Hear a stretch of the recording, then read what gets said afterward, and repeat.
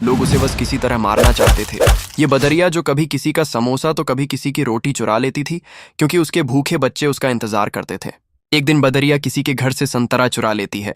तभी ये आदमी बदरिया को पकड़कर उबलते हुए तेल में डाल देता है। बदरिया बेचारी तड़पते हुए भागती है। इधर बदरिया का पति किसी की परवाह नहीं करता था। बदरिया जो चुरा कर लाती वो खा लेता और बस दिन भर सिगरेट पीता रहता था। लेकिन आज बदरिया कुछ चुरा नहीं पाई, तो बदरिया का पति उसको बुरी तरह मारता है और फिर खौलता हुआ गर्म पानी डाल देता है। बदरिया बेचारी बिलबिला जाती है। इधर बच्चे ये सब देखकर बहुत रो रहे थे, तो बदरिया बच्चों को अपनी छाती से लगाकर सुला देती है और फिर वह रात भर रोती है, क्योंकि उसके बच्चे आज भूखे सो गए। और सुबह होते ही बदरिया फिर खाना लेने जाती है। तभी उसका सिगरेटबाज पति उसके एक बच्चा को बाजार ले जाकर मांस की दुकान पर बेच देता है। इधर जब बदरिया घर आती है तो एक बच्चा कम देखकर घबरा जाती है। बच्चे रोते हुए माँ को सब बता देते हैं। माँ दौड़ते हुए मांस की दुकान पर आती है, लेकिन बच्चा अब नहीं था। माँ फूट फूट कर रोती है और अपने बाकी बच्चों को लेकर जंगल चली जाती है और फिर एक नदी के किनारे घर बनाती है।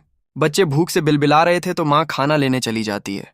तभी एक जंगली शेर बच्चों पर हमला करके बच्चों को मार देता है। जब माँ वापस आती है तो मरे हुए बच्चों को देखकर चीख चीख कर रोती है और फिर बच्चों की याद में नदी में कूदकर अपने प्राण दे देती है।